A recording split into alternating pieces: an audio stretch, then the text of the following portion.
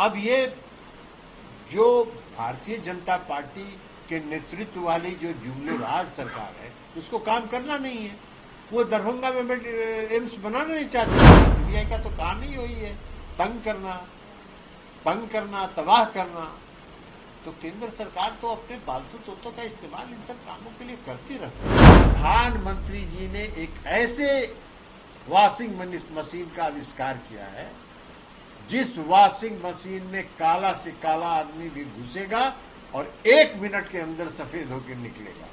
नमस्कार, मेरा नाम प्रकाश है। आप टुडे बिहार न्यूज देख रहे हैं। देखिए, बिहार में सत्ता पक्ष और विपक्ष आमने सामने है। एक और जहां प्रधानमंत्री नरेंद्र मोदी के दावे के बाद कि बिहार के दरभंगा में एम्स का निर्माण केंद्र सरकार ने कराया है, जो बिहार के सत्तारूढ़ दल की पार्टियां हैं वो विपक्षी बीजेपी पर हमलावर है। तो कई मुद्दों को लेकर बीजेपी के लोग बिहार के सत्तारूढ़ दलों पर, ऐसे में लालू यादव के खिलाफ भी सीबीआई सुप्रीम कोर्ट पहुंची है। लेकिन इन सब चीजों के बीच बीजेपी को करारा जवाब दिया है जेडीयू के राष्ट्रीय अध्यक्ष ललन सिंह ने करप्शन से लेकर एम्स तक के मामले पर बीजेपी को जमकर कोसा है। ललन सिंह ने कहा है कि बीजेपी एक ऐसी वॉशिंग पाउडर रखी है जहां उस वॉशिंग मशीन में लोगों के जाते ही, करप्ट लोगों के जाते ही काला होकर जाते हैं, गोरा होकर आ जाते हैं। ललन सिंह लालू यादव के समर्थन में भी क्या कह रहे हैं, जरा वो सुनिए।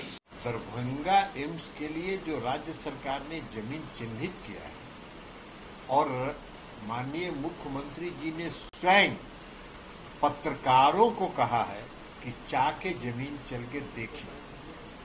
जो जमीन चिन्हित किया है राज्य सरकार ने, वह जमीन 6 लेन पर किनारे है। उस एम्स तक जाने के लिए राज्य सरकार ने 4 लेन सड़क बनाने का निर्णय किया है। उस जमीन की मिट्टी भराई के लिए राज्य सरकार ने 300 करोड़ रुपया स्वीकृत किया है। उसके अतिरिक्त दरभंगा मेडिकल कॉलेज जो वर्तमान में है उसको भी अपग्रेड करके उसके लिए हजारों करोड़ रुपया राज्य सरकार ने स्वीकृत किया है। तो राज्य सरकार तो चाहती है कि दरभंगा में एम्स भी बन जाए। राज्य सरकार चाहती है कि दरभंगा में दूसरा अस्पताल, जो दरभंगा मेडिकल कॉलेज है, वो भी एक विकसित अस्पताल के रूप में, सुपर स्पेशलिस्ट अस्पताल के रूप में विकसित करे। अब ये जो भारतीय जनता पार्टी के नेतृत्व वाली जो जुमलेबाज सरकार है उसको काम करना नहीं है। वो दरभंगा में एम्स बनाना नहीं चाहती है। दरभंगा में एम्स का सिलेक्शन किसका है? दरभंगा में एम्स बने, यह भी माननीय मुख्यमंत्री जी का सिलेक्शन है। मुख्यमंत्री जी की इच्छा थी कि पटना में एक पुराना मेडिकल कॉलेज था, सबसे पुराना मेडिकल कॉलेज, तो पटना में एक एम्स बन गया। और पटना के बाद बिहार में जो सबसे पुराना मेडिकल कॉलेज था दरभंगा, वहां दरभंगा शहर में एक एम्स बनना चाहिए। और ये राज्य सरकार की अनुशंसा पर केंद्र सरकार ने स्वीकृत किया। राज्य सरकार ने जमीन चिन्हित कर दिया, उस पर 300 करोड़ रुपया मिट्टी भराई के लिए स्वीकृत कर दिया। अब उनको राजनीति करना है, एम्स नहीं बनाना है, राजनीति करना है, तो वो राजनीति करते रहे। लेकिन राज्य सरकार दरभंगा मेडिकल कॉलेज को वो एम्स बनाए नहीं बनाए, राज्य सरकार ने दरभंगा मेडिकल कॉलेज को सुपर स्पेशलिस्ट अस्पताल के रूप में हजारों करोड़ रुपया खर्च करके उसको विकसित करने का निर्णय ले लिया। काफी हमला। कौन सा लॉ एंड ऑर्डर? अभी आप मेरे सामने खड़े हैं, आप मेरी हत्या कर दीजिए या हम आपकी हत्या कर दें, ये कौन लॉ एंड ऑर्डर की समस्या है? लॉ एंड ऑर्डर में किसी की हत्या हुई है और कोई अगर हत्या हुई है तो हत्यारा पकड़ा जाएगा, ये कानून का काम है। लॉ एंड ऑर्डर तो खराब है मणिपुर में। 3 मई से वहां हिंसा हो रही है। जो INDIA का जो प्रतिनिधि मंडल गया था उसमें मैं भी गया था और पूरे जो दोनों समुदाय के जो राहत शिविर है, उन दोनों समुदाय के राहत शिविर में हम लोग गए थे। दोनों समुदाय में एक भी समुदाय का विश्वास वहां की राज्य सरकार पर नहीं है।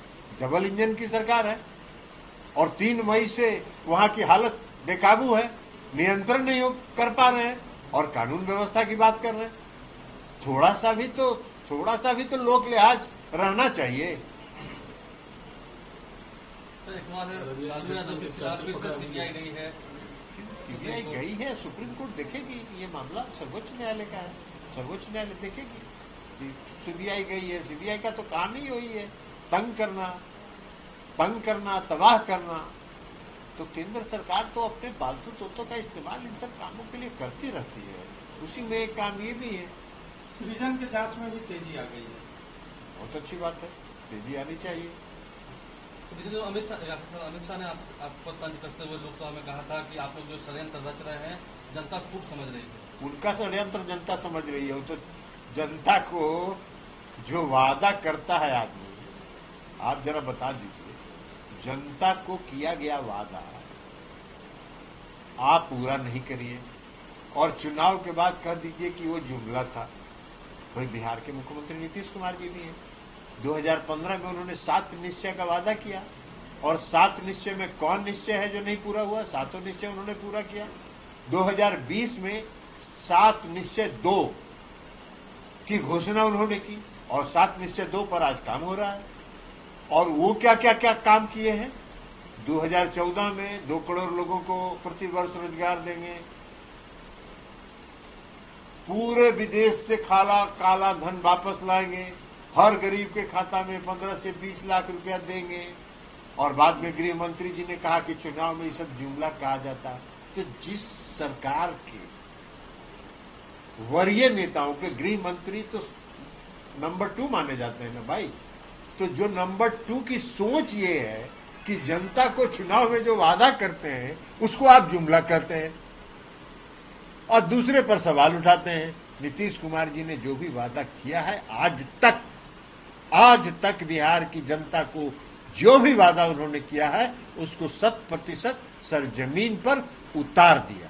सर अब ईडी ने हेमंत सोरेन को भी समन कर दिया है। अरे भाई बता तो चुके हैं कि उनका काम ही यही है, पालतू तोतों का इस्तेमाल करना। 70,000 करोड़ का प्रधानमंत्री का भाषण नहीं सुने हैं आप लोग क्या? आप सुने हैं कि नहीं सुने हैं? अरे बोलिए ना जोर से, नहीं तो आपका भी रिकॉर्डिंग आएगा ना। बोलिए जोर से, सुने हैं कि नहीं सुने हैं? 70,000 करोड़ महाराष्ट्र में घोटाला हो गया, आप काहे नहीं बोल रहे हैं? प्रधानमंत्री जी ने एक ऐसे वॉशिंग मशीन का आविष्कार किया है जिस वॉशिंग मशीन में काला से काला आदमी भी घुसेगा और 1 मिनट के अंदर सफेद होकर निकलेगा। तो जेडीयू के राष्ट्रीय अध्यक्ष व मुंगेर के सांसद ललन सिंह को आप सुन रहे थे। साफ तौर पर ललन सिंह कह रहे हैं कि केंद्र सरकार बताए दरभंगा में एम्स कहां है, जबकि राज्य सरकार तो लगातार काम कर रही है। ललन सिंह ने यह भी कहा है कि बीजेपी को बढ़ते अपराध पर बोलने का कोई हक नहीं है। साथ ही साथ उन्होंने ये भी कहा है कि अपने जो वॉशिंग मशीन रखे हैं बीजेपी वाले मोदी जी, उसका प्रचार प्रसार विदेशों में भी करें, दुनिया भर में करें। फिलहाल आप टुडे बिहार न्यूज के साथ बने रहें। धन्यवाद।